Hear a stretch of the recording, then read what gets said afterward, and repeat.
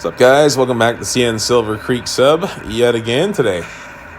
This is a layout tour from the perspective of BNSF 6078, who is the leader on H55, a CP train that has running rights over the Silver Creek Sub.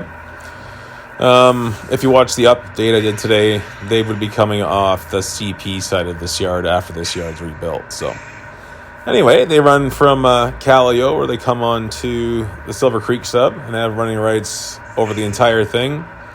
And then they disappear at Wellington, which is the far end. And the idea is past Wellington, there is a oil refinery.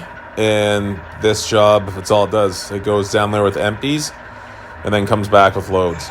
So the operation standpoint is, when he gets back to where he is right now, he cuts off, goes around his train, and then takes all of it back, or 3 cars, or 20 cars, or 60 if we had them. So the idea is he takes all the empties down and then brings all the loads back. But you get to pick how many empties and loads. So today he's going to leave with all 29 of them, I think.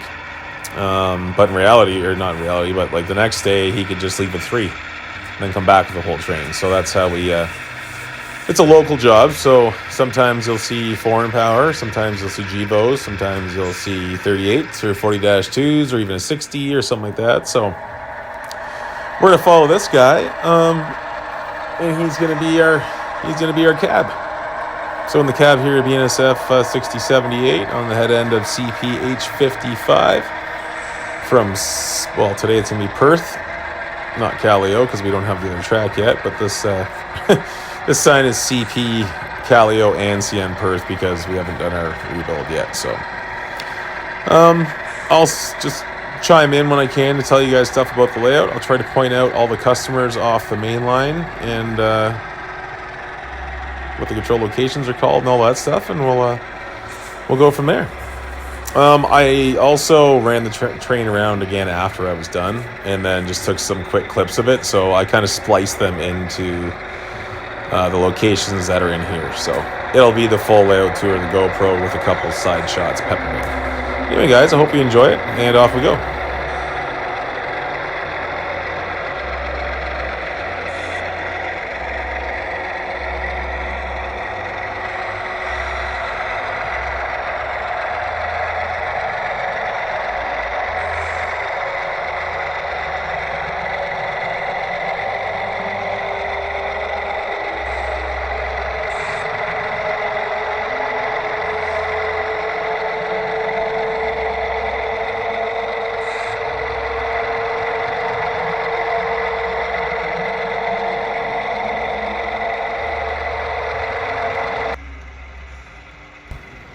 H55's tail end's almost out of the yard, so he'll be ramping her up to track speed here shortly.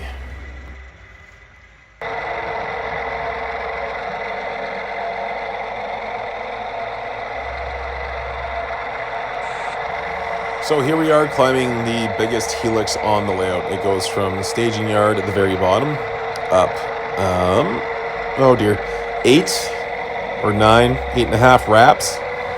Like rotations around to the very top of the layout. So it goes from staging to the very top, and then we go around the top into another helix that's on the outside of this helix, but it's only 4 levels. So from staging to top, and then from the top down 4 wraps to the middle, and then around the layout, and then if at the very end there's another helix at the other end of the room, which you're going to see here, and that takes you back to staging. So staging, top, middle, staging is how it goes.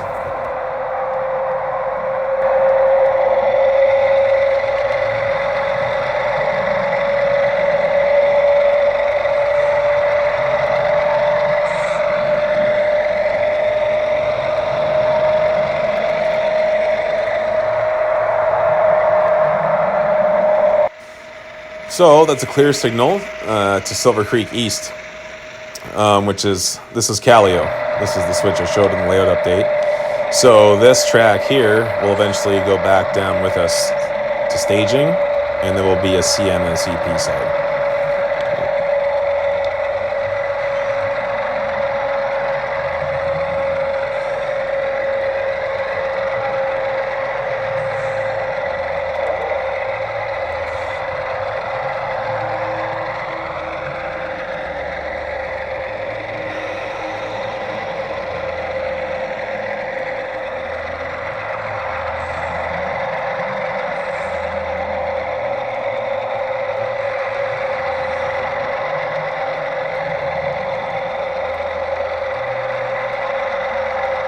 So this is the ruling grade on the Silver Creek sub. This is on average 2.1% for, I don't know, 6 or 7 scale miles probably. It's a long way up. So right now we are heading westbound. Now this is the other helix to the left that's starting. This is the track to the left you're going to see here in a bit, but it goes from the top level to the middle level. So as we're traveling west, the track beside us is traveling east, going in the same direction. So they run opposite.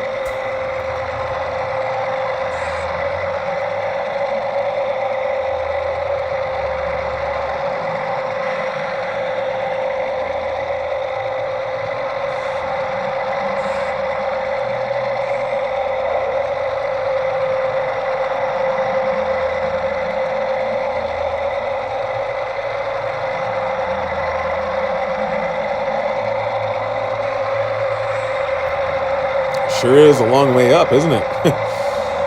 We're getting there. It's kind of neat how you can see the tail end of his train one level below him to the right. I just noticed that. That's kind of cool. 2 more wraps to go, I guess, and then we'll be at the top of the summit. And that is the first light we're going to come to is Silver Creek East.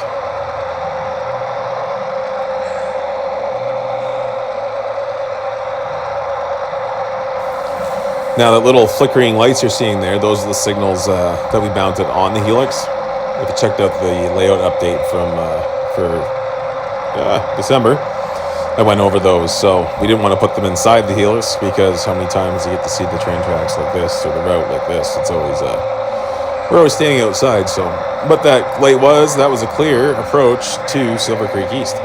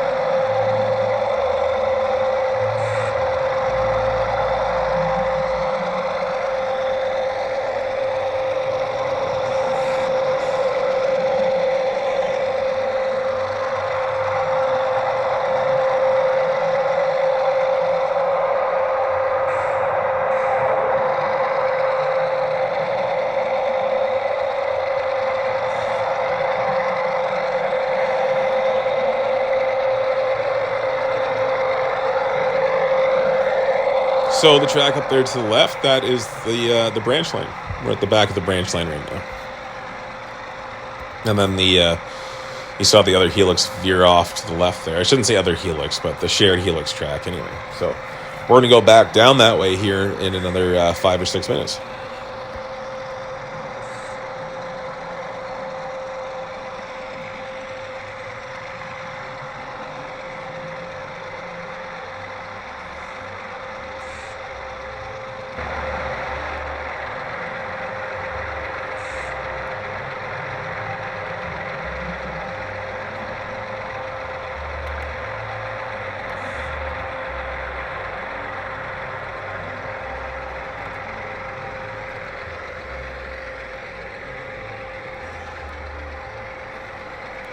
And you're now arriving at Silver Creek East.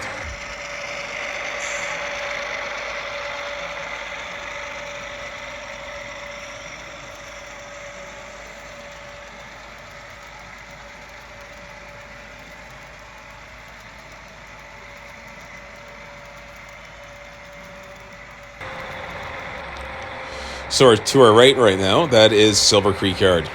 That is the main yard that L581 deals with. Also, the yard that 535 comes up and sets off in. And we have a clear signal, Silver Creek West.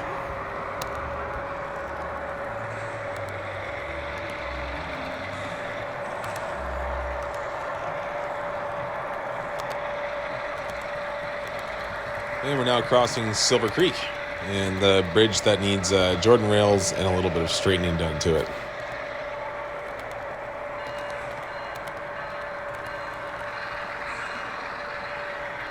to our right, we see some potash loads sitting on the east end of the FS Partners customer track.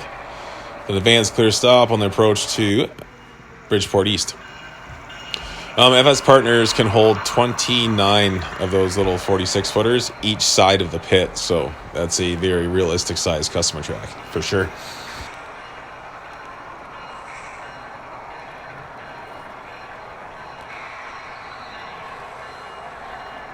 And 6078 has a clear stop on the approach to Bridgeport West. I guess we're going to meet somebody.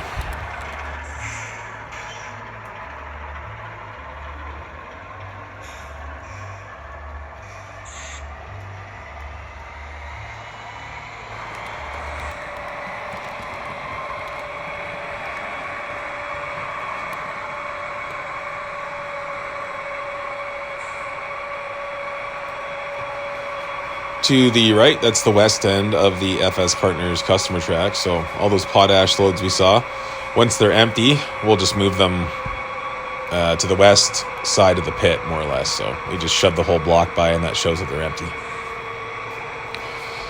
And up here, we have a stop signal at Bridgeport West. Bridgeport West has a set of crossovers here. Obviously, the siding's to the left, and if you went straight through on the siding, you get to Northern Oil Recycling, which I showed before there. A little transload for animal fat and fryer fat from tanker truck to railway car for export.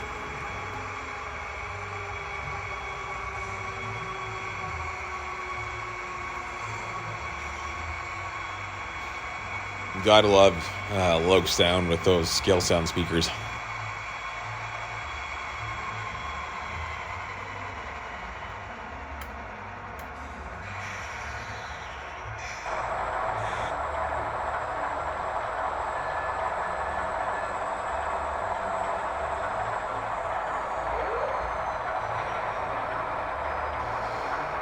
And it looks like 535 is on his way to Silver Creek to set off all the traffic in the yard for 581.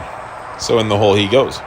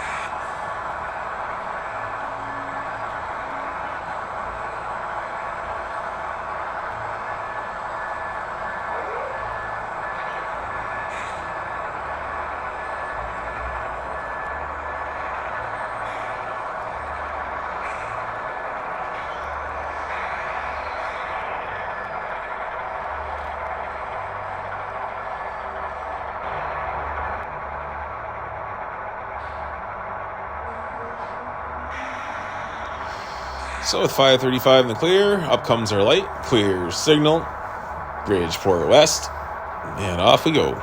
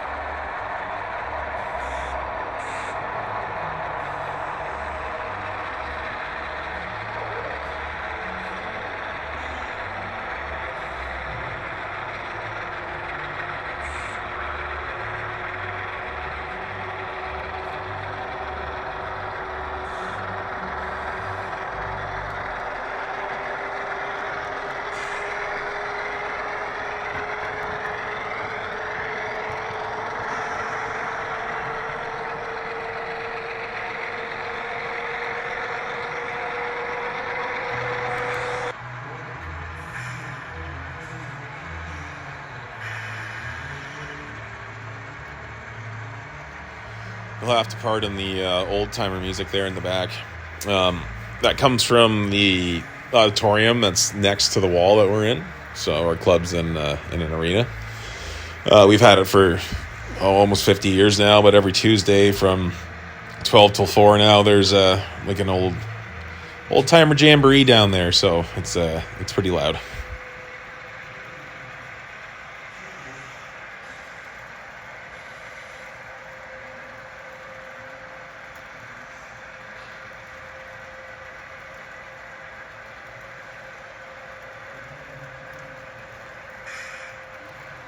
So this is the current full, what do you want to call this? Inventory, I guess, for the Wellington, as we call it, H55, we call the Wellington. This is how many cars the other member has up right now. I think he has another 40 he's going to bring up, but he likes to do the couplers and safety striping and bring them all up once they're good to go. So the Wellington will get quite large in the future.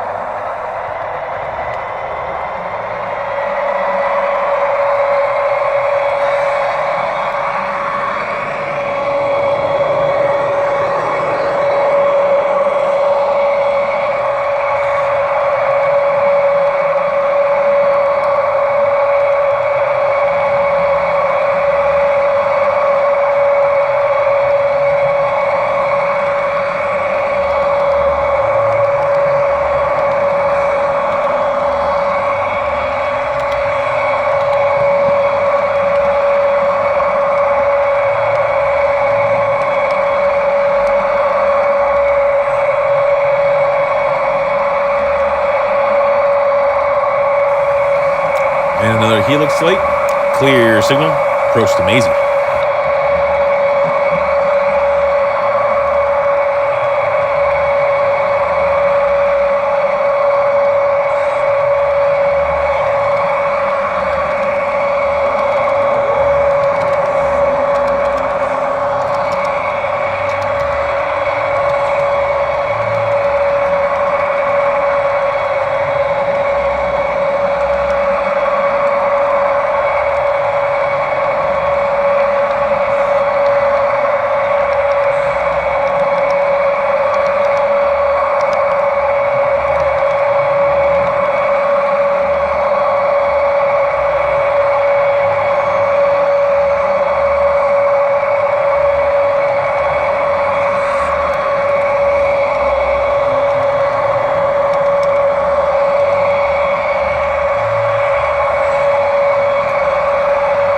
So here we hang right off the helix onto the main level. And this is an advanced clear stop at Maisy. Maisy is the beginning of double main track with a north track and a south track.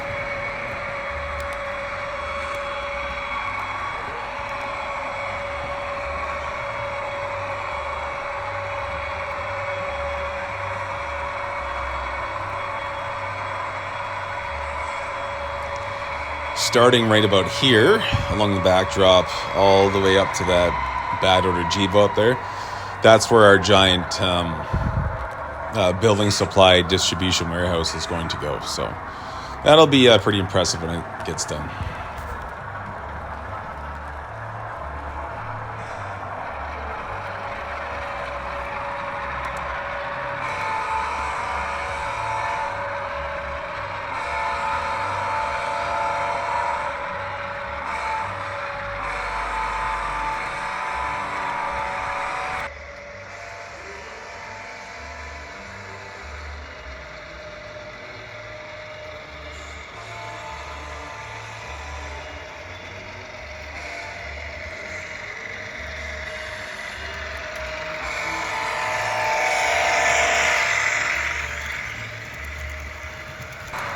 So there's no signals here yet, but this is the controlled location of Oak.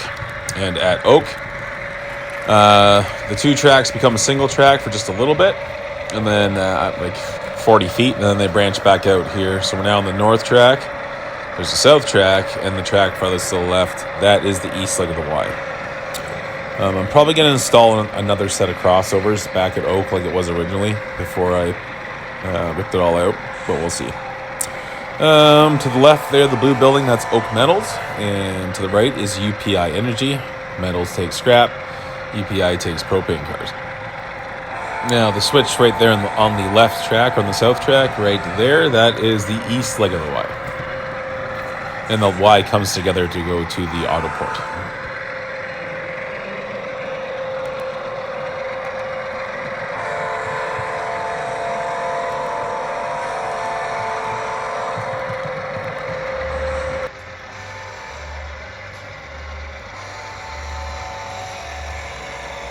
And as you see by the sign, this is CM Beaverton, which is actually Beaverton East now. And this is controlled location. It goes from the north to the south, and then off the south, and that is, I'm guessing, a 432 sitting on the Beaverton yard lead. So signals will be right about there. And this is just north and south, double main, all the way around to Beaverton West.